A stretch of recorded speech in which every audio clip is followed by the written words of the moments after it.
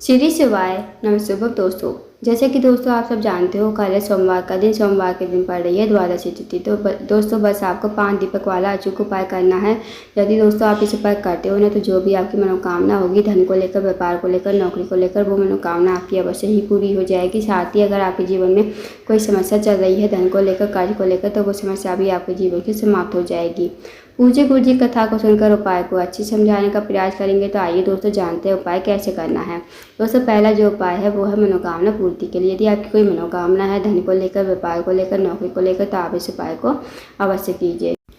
इस उपाय करने के लिए आपको सबसे पहले 5 दीपक लेने हैं। 5 दीपक चाहे आप मिट्टी के ले लें, चाहे आटे के। अगर आप आटे के दीपक लेते हो तो आपको बिना छना हुआ आपको आटा लेना है, नमक नहीं डालना है, इस बात का ध्यान रखना। अब आपको 5 दीपक तैयार कर लेने हैं। 5 दीपक जो आपको तैयार करने हैं, गोलबाती के घी के दीपक आपको तैयार करने हैं। फिर दोस्तों आपको शाम के समय इस उपाय करना है, यानी कि प्रदोष काल के समय आप इस उपाय को कीजिएगा। अब आपको 5 दीपक तैयार करके प्लेट में रख लेने हैं और आपको इन दीपकों को लेकर निकल जाना है अपने घर से बाहर। सबसे पहला जो स्थान है वो है दोस्तों शिव जी का मंदिर। आपको सबसे पहले जाना है शिव जी के मंदिर में। शिव जी के मंदिर में जाकर सबसे पहले आपके पास जो दीपक है, पहला दीपक, वो आपको प्लेट में ही रख कर जलाना है, श्री शिवाय नमस्तुभ्यं का जाप करते हुए। और इस दीपक को आपको वहीं पर रख देना है शिव जी के मंदिर में ही। फिर आपको अपनी मनोकामना बोल लेनी है, जो आपने मनोकामना मांगी थी भगवान से, जो आपकी मनोकामना विशेष है, मनोकामना कहिए और वहाँ से आपको प्रणाम करके विनती करके आपको दूसरे स्थान पर आ जाना है। दोस्तों दूसरा जो स्थान है वो है बेलपत का पेड़। अब जहाँ भी आपके घर के आसपास बेलपत का पेड़ हो ना, वहाँ पर आप चले जाइए। बेलपत के पेड़ के पास पहुंचकर सबसे पहले आपको दूसरा दीपक प्लेट में ही रखकर जलाना है, श्री शिवाय नमस्तुभ्यं का जाप करते हुए। उसके बाद इस दीपक को वहीं पर बेलपत के पेड़ के पास ही रख देना है और आपको अपनी मनोकामना कह देनी है। जो आपने मनोकामना शिव जी के मंदिर बोली थी, वही मनोकामना आपको यहाँ पर भी बोल देनी है। फिर आपको वहाँ से प्रणाम करके विनती करके निकल जाना है। अब आपको जाना है तीसरे स्थान पर। तीसरा जो स्थान है वो है दोस्तों या तो आंवले का पेड़ या फिर समी का पेड़। इन दोनों पेड़ में से जो भी आपको पेड़ मिल जाए वहाँ पर आप चले जाइए। आंवले के पेड़ के पास पहुंचकर सबसे पहले आपको तीसरा दीपक प्लेट में ही रखकर जलाना है, श्री शिवाय नमस्तुभ्यं का जाप करते हुए। और आपको तीसरा दीपक वहीं आंवले के पेड़ के पास ही रख देना है और आपको अपनी मनोकामना बोल देनी है। जो आपने मनोकामना शिव जी के मंदिर बोली थी, वही मनोकामना आपको यहाँ पर भी बोल देनी है। फिर आपको वहाँ से प्रणाम करके विनती करके निकल जाना है। अब जाना है दोस्तों आपको चौथे स्थान पर। चौथा जो स्थान है वो है पीपल का पेड़। जहाँ भी आपके घर के आसपास पीपल का पेड़ है वहाँ पर आप चले जाइए और दोस्तों पीपल के पेड़ के पास पहुंचकर आपको चौथा दीपक प्लेट में रखकर जलाना है, श्री शिवाय नमस्तुभ्यं का जाप करते हुए। और इस दीपक को वहीं पर आपको पीपल के पेड़ के पास ही रख देना है और भगवान से प्रार्थना करनी है, मनोकामना बोलनी है। जो आपने मनोकामना शिव जी के मंदिर बोली थी, वही मनोकामना आपको यहाँ पर भी बोल देनी है। उसके बाद आपको वहाँ से भी निकल जाना है प्रणाम करते हुए, विनती करते हुए। अब दोस्तों आपको जाना है 5वें स्थान पर। 5वां जो स्थान है वो है आपके घर का मुख्य द्वार। जहाँ भी आपके घर का मेन गेट है वहाँ पर आप चले जाइए। दोस्तों बस एक बात का ध्यान रखना, जैसे आप बाहर से अपने घर की तरफ जाओगे ना, तो जो आपका राइट हैंड होगा उस तरफ आपको दीपक को प्रज्वलित करना है। अपने घर पर जाकर आपको 5वां जो दीपक है वो प्लेट में रखकर जलाना है, श्री शिवाय नमस्तुभ्यं कहते हुए। और 5वें दीपक को आपको अपने घर के मेन गेट पर भी रख देना है और आपको अपनी मनोकामना बोल लेनी है। जो आपने मनोकामना शिव जी के मंदिर बोली थी, वही मनोकामना आपको यहाँ पर भी बोल देनी है। फिर आपको प्रणाम करते हुए आपको अपने घर के अंदर प्रवेश कर जाना है। तो दोस्तों करके देखिएगा, बहुत ही अचूक अनुशील उपाय है। इस उपाय को यदि आप करते हो ना, तो जो भी आपकी मनोकामना होगी वो मनोकामना आपकी अवश्य ही पूरी हो जाएगी। अब जानते हैं दोस्तों अगले उपाय के बारे में। दोस्तों अगला जो उपाय है वो बहुत ही ज़्यादा विशेष है। अगर आपकी मनोकामना है धन को लेकर, व्यापार को लेकर, नौकरी को लेकर, तो आप इस उपाय का अवश्य कीजिए। इस उपाय करने के सबसे पहले आपको लेना है 1 लोटा जल, साथ ही आपको लेने हैं 5 कनेर के फूल।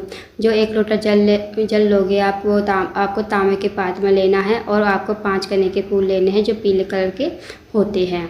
अब आपको दोस्तों चले जाना शिव जी के मंदिर में। सोमवार का दिन है, जैसे आप शिव जी की पूजा अर्चना करते हो वैसे कर लीजिए। इस उपाय को आपको बाद में करना है। अब दोस्तों आपके पास 5 फूल है ना, 5 फूल आपको 5 स्थान पर समर्पित करने हैं। सबसे पहला जो स्थान है वो है गणेश जी का स्थान। अब दोस्तों गणेश जी का जो स्थान होता है ना, वो जलाधारी के राइट साइड पर होता है। तो आप सबको पता होगा कि शिव जी का पूरा परिवार जलाधारी पर विराजमान है। तो आपको सबसे पहला फूल गणेश जी के स्थान पर श्री शिवाय नमः शिवाय कहते समर्पित कर देना है। अब जो दोस्तों दूसरा फूल है वो आपको समर्पित करना है भगवान कार्तिक के स्थान पर। भगवान कार्तिक का जो स्थान होता है वो होता है जलाधारी के लेफ्ट साइड पे, तो वहाँ पर आपको दूसरा फूल समर्पित कर देना है श्री शिवाय नमः शिवाय कहते हुए। अब दोस्तों आपको तीसरा फूल समर्पित करना है माता सरस्वती के स्थान पर। माता सरस्वती का जो स्थान होता है जलाधारी के बीचों बीच में होता है, मोटी सी लाइन बनी होती है नाग देवता की तरह, तो वहाँ पर आपको तीसरा कनेर का फूल समर्पित कर देना है। अब जो दोस्तों चौथा फूल है वो आपको समर्पित करना है माता पार्वती के हस्तकमल पर। दोस्तों माता पार्वती का जो हस्तकमल होता है जलाधारी के जहाँ शिवलिंग विराजमान होता है, नीचे आप देखना गोल गोल कटी भाग होता है, तो वो जो गोल गोल एरिया होता है ना वो माता पार्वती का हस्तकमल होता है, तो वहाँ पर आपको कहीं भी चौथा फूल समर्पित कर देना है। अब जो दोस्तों आपके पास पाँचवा फूल है ना, पाँचवा फूल आपको समर्पित करना है शिवलिंग के ठीक ऊपर। तो सबसे पहले आप इस 5 फूल को अपने हाथ की हथेली पर रखोगे, भगवान से प्रार्थना करोगे और अपनी मनोकामना बोलोगे। जो भी आपकी मनोकामना सच्चे मन से मनोकामना बोलिए और इस फूल को आपको शिवलिंग के ऊपर श्री शिवाय नमः शिवाय कहते समर्पित कर दीजिए। अब दोस्तों जो फूल का खिला हुआ भाग होगा ना वो आपको अपनी तरफ करना है, तो इस तरह आपको 5 फूल समर्पित करना है। अब दोस्तों जो आपके पास एक लोटा जल है वो आपको थोड़ा थोड़ा जल सबसे पहले गणेश जी के स्थान पर, फिर भगवान कार्तिक है, फिर माता सरस्वती, फिर पार्वती माता का हस्तकमल। अब जितना भी जल बचेगा वो आपको शिवलिंग के ऊपर श्री शिवाय नमः शिवाय कहते समर्पित कर देना है। 2 मिनट आपको मंदिर बैठना है, श्री शिवाय नमः शिवाय का जाप करना है, फिर आपको भगवान को प्रणाम करके विनती करके आपको अपने घर पर आ जाना है। तो दोस्तों करके देखिएगा, बहुत ही अचूक और विशेष उपाय है। इस उपाय को यदि आप करते हो तो जो भी आपकी मनोकामना होगी वो अवश्य ही पूरी हो जाएगी। तो दोस्तों इस उपाय को अवश्य कीजिएगा। अब जानते हैं दोस्तों अगले उपाय के बारे में। दोस्तों अगला जो उपाय है, अगर आपके जीवन में धन की वृद्धि नहीं है, धन की प्राप्ति नहीं है, माता जी का आपके घर में वास नहीं है, माता लक्ष्मी आपसे रूठी हुई है, तो इस उपाय को अवश्य कीजिए। इस उपाय करने के सबसे पहले आपको एक दीपक लेना है। दीपक चाहे आप मिट्टी का ले लो चाहे आटे का। अगर आप आटे का दीपक लेते हो तो आपको नमक नहीं डालना है और बिना छन्ने हुए आपको आटा लेना है। इस बात का विशेष ध्यान रखना। अब दोस्तों आपको चले जाना शिव जी के मंदिर में। इस उपाय को आपको शाम के समय यानी कि प्रदोष काल में करना है। अब आपको दीपक को गोल बाती के घी का तैयार करके आपको चले जाना है किसी बेलपत्र के पेड़ के नीचे। और दोस्तों बेलपत्र का पेड़ बड़ा होना चाहिए, इस बात का ध्यान रखना। बेलपत्र के पेड़ के नीचे पहुंचकर सबसे पहले आपको वहां पर बैठ जाना है और दीपक को अपने सामने रखना है। फिर आपको श्री शिवाय नमः शिवाय का जाप करते इस दीपक को आपको प्रज्वलित करना। फिर आपको दोनों हाथ जोड़कर भगवान से प्रार्थना करनी है कि हे महादेव, मेरे जीवन में धन की वृद्धि नहीं है, धन की प्राप्ति नहीं है, माता लक्ष्मी हमसे रूठी हुई है, आपको जैसी कृपा करे कि हमारे जीवन में धन की वृद्धि हो, धन की प्राप्ति हो, माता लक्ष्मी हमारे घर में वास करे। फिर आपको भगवान को प्रणाम करते हुए विनती करते हुए वहाँ से अपने घर पर आ जाना है। दोस्तों इस उपाय का आपको प्रत्येक सोमवार करना है। जब भी सोमवार का दिन आए तो आप इस उपाय करके देखिएगा। जो भी आपके जीवन धन की समस्या होगी ना वो समस्या आपकी हमेशा के लिए दूर हो जाएगी। तो दोस्तों ये थे कुछ विशेष उपाय जो आपको सोमवार के दिन करने हैं। इन उपाय को अवश्य कीजिएगा। अगर आपको जानकारी पसंद आई हो वीडियो को लाइक करना, शेयर करना, चैनल को जरूर सब्सक्राइब करना, कमेंट बॉक्स में श्री शिवाय नमः शिवाय हर हर महादेव जरूर लिखना।